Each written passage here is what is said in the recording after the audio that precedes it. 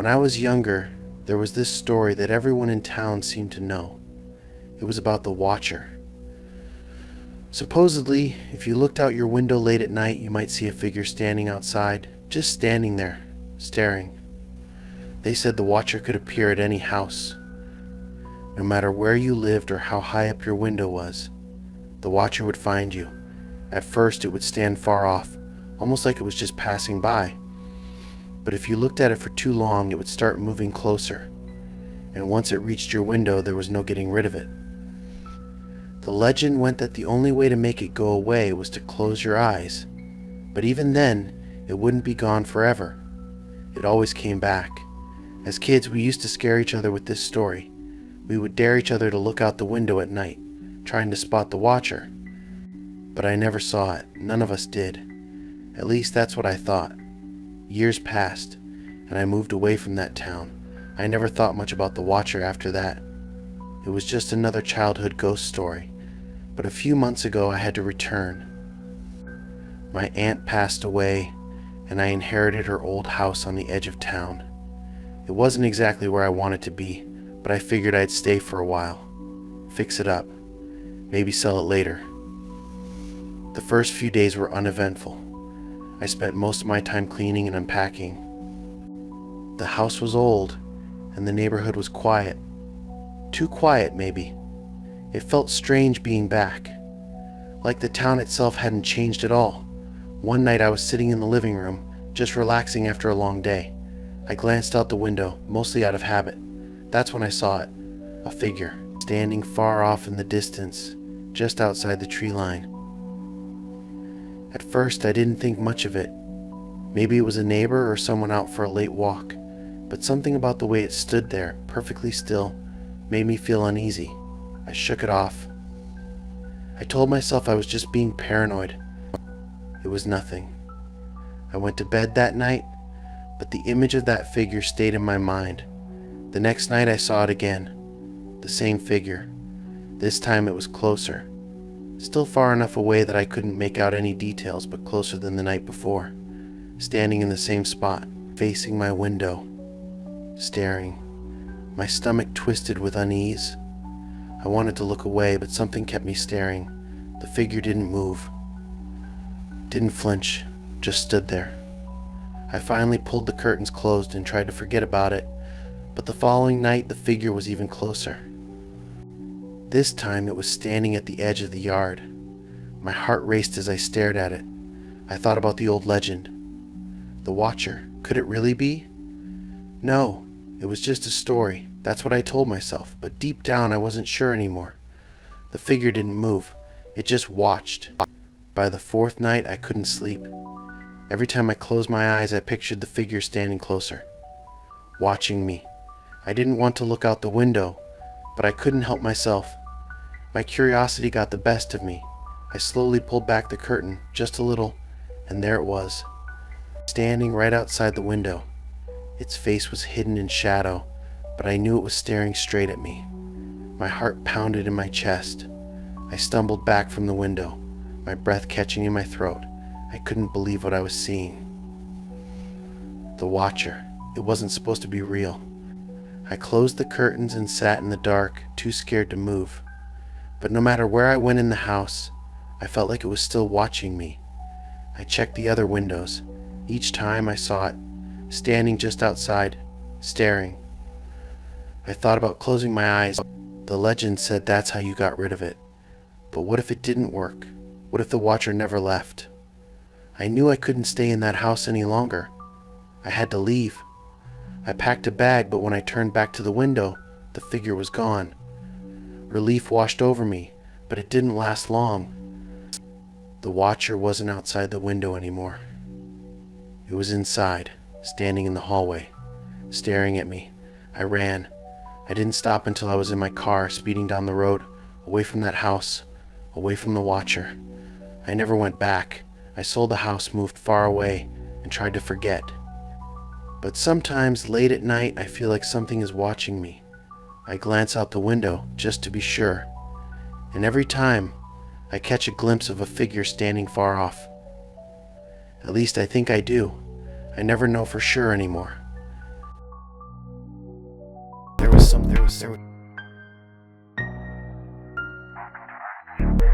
I've always lived in a small town, the kind of place where everyone knows everyone else, and the biggest excitement is when the grocery store gets a new shipment of fresh produce. Growing up here, there weren't many sources of entertainment, so most of the fun we had as kids came from telling scary stories. There was one story that always stuck with me, the story of the Whispering Road. The Whispering Road was just an old dirt path that ran through the woods, a few miles outside of town. Nothing special about it, or so people said. But the legend went deeper than that. If you walked down the road at night alone, you'd start to hear whispers. They would call your name, and if you listened for too long, the road would never let you leave. Everyone in town had heard some version of this story. Some claimed it was just an old wives' tale, something to keep kids from wandering too far. Others swore they knew someone who had walked the road and vanished, only to be found later, dazed and confused, with no memory of what had happened. Growing up, I was fascinated by it, but I never believed it. At least not until recently. A few months ago, some friends and I were hanging out. We were swapping old stories from when we were kids. The topic of the Whispering Road came up. We all laughed about how scared we used to be. Then one of my friends dared me to walk it, just for fun. Just to prove it was all a myth. I hesitated for a moment, not because I believed the story, but because who really wants to wander down an abandoned road at night? But the more they teased me, the more determined I became. I wasn't going to let some old ghost story get to me. So I told them I'd do it. I would walk the Whispering Road, alone, at night. I waited for a clear night. I packed a flashlight and headed out just before midnight. It was colder than I expected, but I wasn't going to back out now. As I stood at the start of the road, looking down the long stretch of dirt and trees, I reminded myself this was just a story. A stupid story to scare kids. The road was narrow. Trees lined both sides, leaning over it like they were trying to keep it hidden from the world. I took a deep breath and started walking. At first, it was just a normal walk. The only sounds were my footsteps on the dirt and the occasional rustle of leaves. The moon was bright. It cast long shadows across the path. For a while, I almost forgot why I was even out there. Then I heard it. A faint sound, almost like a whisper. I stopped and listened, but the sound was gone. Probably just the wind. I kept walking, but the feeling of unease settled in. I wasn't sure why, but the trees seemed taller. The shadows felt deeper. Then I heard it again. This time it was clearer. A whisper. Faint but unmistakable. It sounded like someone calling my name. I stopped again. My heart was racing. I spun around, shining my flashlight into the trees. But there was nothing, no one, just darkness. The wind had stopped. Everything was still. Then the whisper came again, louder this time. My name. It was coming from somewhere down the road. I tried to laugh it off. This was just a prank. My friends were probably out here somewhere trying to scare me. But the laugh died in my throat when I realized something. The voice wasn't theirs. I started walking faster. But the road seemed longer than I remembered. The trees were closing in. The shadows stretched across the road, blocking out the moonlight. The whispers didn't stop. They grew louder, more insistent. It wasn't just my name anymore. They were saying things I couldn't understand. Words that sounded like another language. The air felt heavy. Cold. I turned around, ready to head back, but the road behind me didn't look the same. The trees were thicker. The path was narrower. Had I come this way? I wasn't sure anymore. Everything looked the same, but also different. Panic crept in. I started running, but the whispers followed me. They were right behind me now. I could almost feel them, brushing against the back of my neck. My flashlight flickered. I saw something. A shadow moving in the trees. Quick, just out of sight. I stopped again, out of breath, trying to gather my thoughts. This wasn't possible. It was just a road. Just a story. But the whispers felt real. Too real. And I wasn't alone anymore. I knew I had to get out. I turned around again, trying to retrace my steps, but the road seemed to shift under my feet. The trees felt alive. The shadows moved. I heard something behind me, not just whispers this time. Footsteps, slow, deliberate. I ran. My heart pounded in my chest as I sprinted down the road, hoping to find my way out. But no matter how fast I ran, the footsteps were always behind me. The whispers were all around me. I could feel them closing in. Just when I thought I couldn't run anymore, I saw it. The end of the road. The clearing. I pushed myself harder. I ran toward the light. Just as I crossed the threshold, everything stopped. The whispers. The footsteps. The cold. I stumbled to the ground, gasping for air. When I looked back, the road was just a road again. Empty. Quiet. The trees stood still. The shadows were gone. I don't know what I encountered that night. My friends and I tried to tell people about what happened, but they either wrote us off as crazy people with just another story about the road, or they'd roll their eyes and give us that I told you so look. Eventually we stopped talking about it and moved on with our lives. But to my knowledge, none of us ever went on that road again. We're lucky to have made it out alive. And now I'm just another crazy local with a story about the Whispering Road.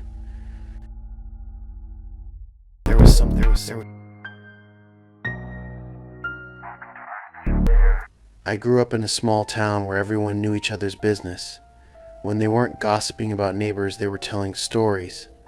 You know, those typical small town legends. There was one story in particular that always gave me the creeps. It wasn't about a haunted house. It wasn't about some creature in the woods. It was about an old mirror. The mirror that knows. My grandmother was the first to tell me about it.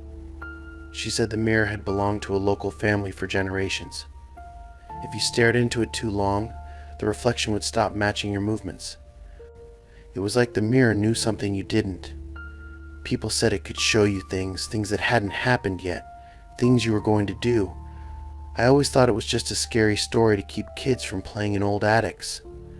A way to spook us when we were bored. Years later, I inherited the house. It came to me after my aunt passed away.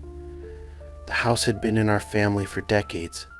I wasn't thrilled about moving in, but it was a good deal. Old place, big yard, quiet neighborhood. I figured I could fix it up, maybe sell it later. The first few weeks were fine. The house was old, so I spent a lot of time doing repairs. It was mostly cleaning out junk that had piled up over the years. The attic was packed with boxes and furniture, things my aunt never got rid of. While I was going through it all, I found the mirror. It was tucked behind some old chairs. The frame was heavy wood. The glass was dusty but intact. As soon as I saw it, I remembered the stories. The mirror that knows. For a second I thought about leaving it there, hidden away, but curiosity got the better of me. I brought it downstairs and cleaned it up. The thing was heavy, but it looked antique. I figured it might be worth something. I hung it in the hallway just outside my bedroom. It looked good there, like it belonged. For the first few days, nothing happened. It was just a mirror, or so I thought. Then little things started happening. I'd walk by the mirror and catch something out of the corner of my eye. A shadow, a movement.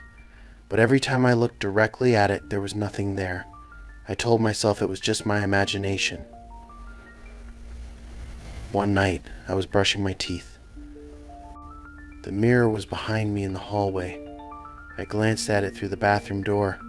I saw my reflection. But it wasn't right. I was standing still, but the reflection moved. Just for a second. My reflection turned its head slightly. I froze. When I looked again, everything seemed normal. I laughed it off, but something about it didn't sit right with me. After that, the strange occurrences became more frequent. I'd be walking down the hall and feel like someone was behind me.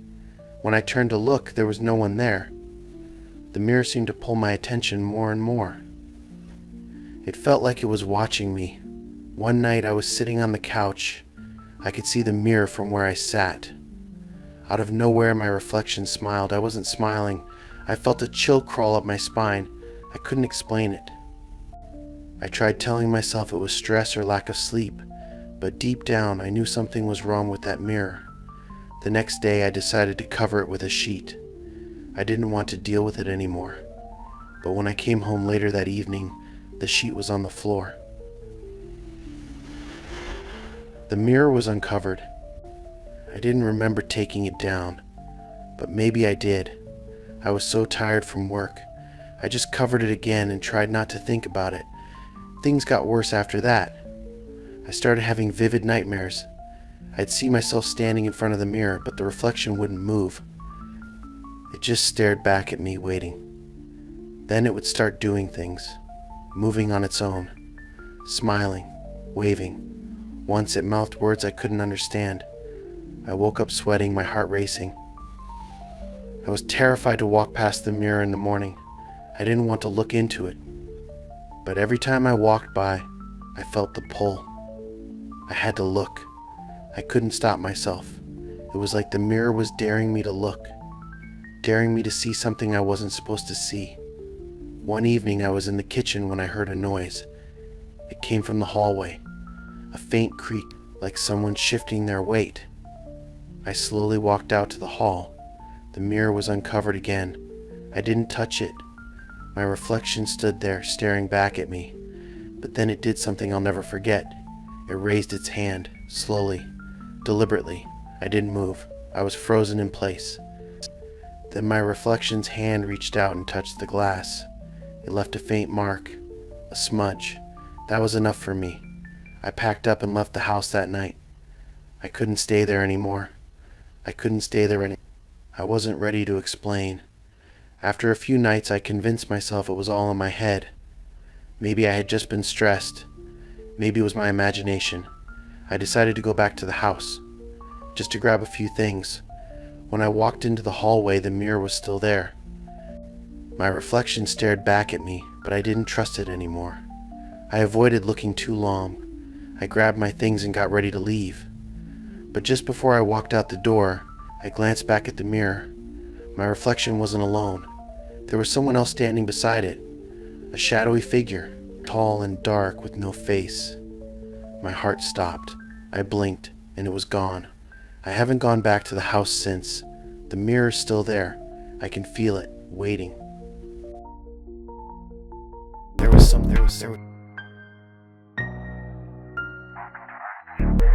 I've always loved hiking. Getting away from the city and breathing in the fresh air is something I always look forward to. Last summer I decided to try a new trail deep in the mountains. It was more remote than I was used to, but that only made it more appealing. I wanted time alone, surrounded by nothing but nature. I started early in the morning. My backpack was full of supplies. The day was perfect. The trail wound through thick forests and crossed a few streams, but at some point I lost track of where I was. I missed a turn without realizing it until hours later. By the time I noticed, nothing looked familiar anymore. At first I didn't panic. I figured I could retrace my steps, but everything around me started to blur together. The trees seemed thicker, darker. There was no signal on my phone to guide me back. As the sun began to set, I felt a creeping sense of dread. Something was wrong. I couldn't shake the feeling that I wasn't alone, that something was watching me from the woods. That's when I saw the cabin. I almost walked right past it. It was old and half hidden between the trees, like it had been there for centuries. The kind of place you'd see in a horror movie. I felt a deep unease, but I needed help. There was smoke coming from the chimney, so someone had to be inside. When I knocked on the door, it took forever for someone to answer. An old woman finally opened it. She didn't speak, just stared at me with these sharp, piercing blue eyes, like she'd been waiting for me. I explained that I was lost. I was hoping for directions, or at least a place to rest until morning. After sizing me up for a bit, she stepped aside and motioned for me to come in. The inside of the cabin felt off. There were jars lining the walls, filled with strange things I didn't want to think too much about. A fire crackled in the hearth, casting weird shadows. She disappeared into another room and came back with a cup of tea.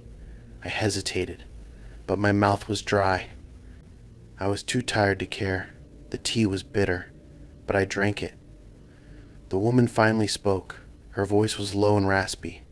She told me she knew the woods well and could help me find my way back, but I would have to stay the night. She offered me a bed. Although I didn't like the idea of staying, I didn't have much of a choice. I wasn't finding the trail in the dark. That night, I barely slept. The bed was uncomfortable. I kept hearing strange sounds outside, whispers. I tried to convince myself it was just the wind, but deep down I knew something wasn't right. In the morning, the woman handed me a small leather pouch. She said it would protect me on my way back. I didn't ask what was inside. I just wanted to leave. As soon as I stepped out of the trees, I found the trail again. It was right where I had lost it, like it had never disappeared, but something felt wrong. The pouch weighed heavily in my pocket. That's when the strange things started happening. At first it was small. I would hear faint whispers, just on the edge of hearing. Then I started seeing shadows moving between the trees, too quick to catch. At night, I had these vivid dreams of the old woman watching me. Her eyes followed me everywhere. It wasn't just in my dreams, though. I started seeing things in my house, figures standing in the corners of rooms, just for a second before disappearing. I tried to throw the pouch away, but the next morning it was back in my pocket. The more I ignored it, the worse it got. The whispers turned into voices. The shadows became impossible to ignore. I couldn't escape her. I knew I had to find out more about the woman. I needed to break the curse. I eventually found an old man in town who knew about her. He told me the stories. She had been a witch, long before the town existed. People would go to her for help, but there was always a price. When someone didn't repay her, she cursed them. Anyone who ventured too deep into her woods risked awakening her curse. The old man said the pouch was part of it. A mark of the curse. He told me I had to destroy the source of her power, the cabin, if I ever wanted to be free. I didn't want to go back, but what choice did I have? The curse was driving me mad. I returned to the woods and found the cabin again. This time it looked different. The place was falling apart, decayed, broken, like it had been abandoned for decades. Inside, I found a hidden compartment under the floorboards. Inside was a book, old and worn, filled with strange symbols. I didn't understand the writing, but I knew it was the source of the curse. I threw the book into the fire. The flames roared to life, burning hotter than I had ever seen. I thought I saw her face in the flames, watching me, but I didn't look away. I watched until the book crumbled to ash. Then everything went black. When I woke up, I was still in the cabin, but it was even worse, barely standing. The walls were rotting. The roof half collapsed. It looked like it hadn't been touched in 100 years. Confused, I stumbled outside. I found my way back to the trail. Everything was quiet, no whispers, no shadows. The air felt still, like nothing had ever happened. When I got back to town, everything seemed normal, too normal. I checked my phone. The date was the same as the day I had first gotten lost. No time had passed at all. I tried talking to people, asking if they had noticed I was gone, but they all looked at me like I was crazy. It was like none of it had ever happened. I went back to my normal life. The whispers stopped. The shadows were gone. But every now and then I dream about the cabin. I see her watching me from the trees, waiting. Sometimes, late at night, I catch myself listening for the wind. I wonder if one day I'll wake up and find myself back in those woods, back in that cabin. There was something.